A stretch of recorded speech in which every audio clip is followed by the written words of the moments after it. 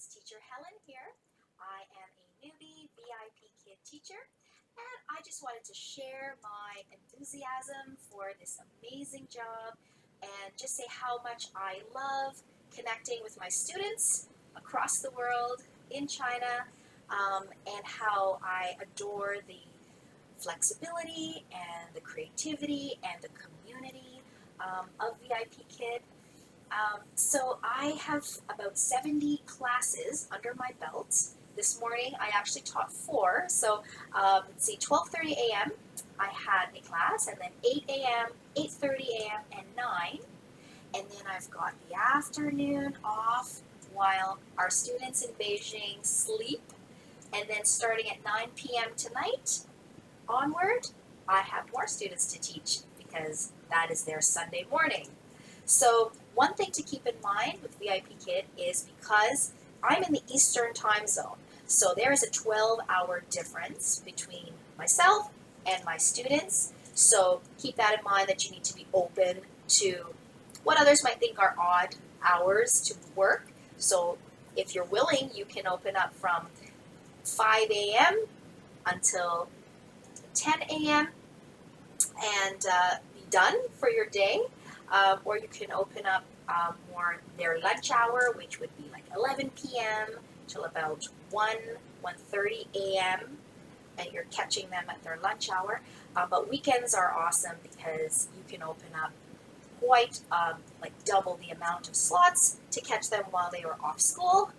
So it's really amazing. I love the support system that VIPKid has for its teachers. They're always interested in helping you develop your communication skills and your effectiveness as a teacher. So they offer dozens upon dozens of workshops, all free, all for VIPKid teachers to take at their own convenience. So there are many different times, and you just simply register and show up. And I have taken workshops on everything from total physical response to unit assessments to marketing yourself as an English teacher for the VIPKid parents. Let's see, how to encourage more student output, how to deal with the different motivations at different levels, because I teach from level 2 to level 5, and so there's a huge range of abilities there. So obviously when you are teaching a level 2 student, you are definitely going to get more fun and energetic and creative, with your props and your total physical response. You always have to sort of match that, the auditory learning, the visual learning, and the kinesthetic learning so that the child can formulate that memory. And that is one of the great secrets to acquiring a second language. We do it instinctively in our native language as we're growing up. We're observing and listening and taking that all in that silent phase. And then when we are ready to express ourselves and we have that need to express ourselves in words, we are doing it naturally as we're modeling the other speakers in our lives. But when you are acquiring a second language, you sort of have to simulate that experience for your student. So you want to crystallize those memories of the new vocabulary and the new formulas and sentence framing by combining the different learning styles in order to lock in that memory. And make sure, this is extremely important for VIPKid, the student constantly has to demonstrate that they understand. So we encourage them to speak, we encourage them, there is no punishment for making mistakes. This is extremely important when teaching a second language. You need to give the student the opportunity to try, to fall if they're going to fall, but to know that you have their back and they can try, they can experiment and see what works without fear, without stress. Okay? One of the worst things a teacher can do is have an environment where it is stressful, where the child is afraid to make a mistake. That is not how we learn. So this is one of the things that is extremely wonderful about the one-on-one platform.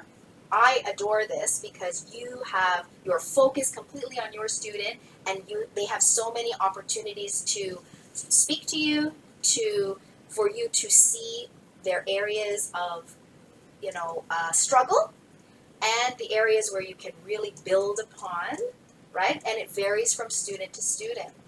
So this is sort of the luxury of having that one-on-one experience, especially with a native speaker.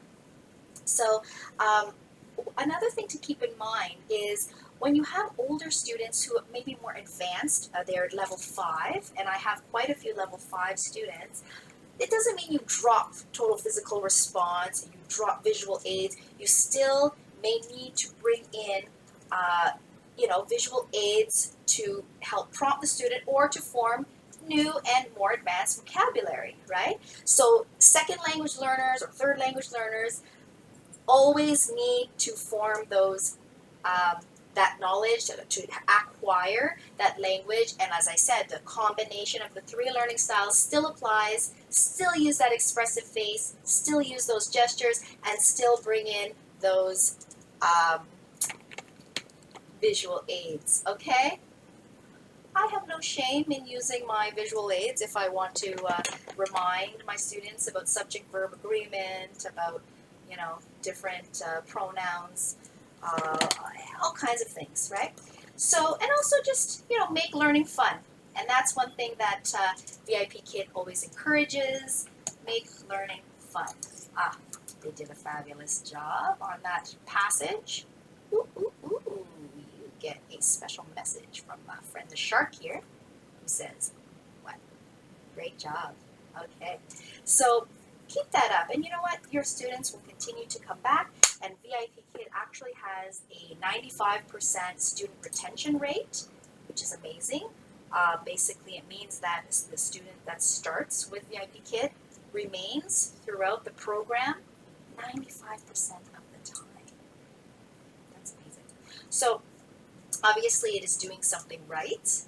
So, one nice thing too about the culture-to-culture teaching experience is that you are bringing them, something they seek, which is to learn English and a bit of the, I guess, Western culture, and and you are also learning from your students. So because you're sharing, you're conversing, you want to build that rapport by asking them about, their lives, their interests, their holidays, their favorite foods. And yes, we live in a global world, but we still have things that are unique to our cultures, to our countries, to our families that we can share. And that brings great rapport with your student. So, yeah, these are just some thoughts that I have. As I said, I am a newbie, but I'm absolutely loving it. And because I'm kind of an intense person, I get into these sort of deep thoughts about why it's important to, have these connections and build this rapport. I mentioned it in one of my other videos about being the greatest diplomats and ambassadors for our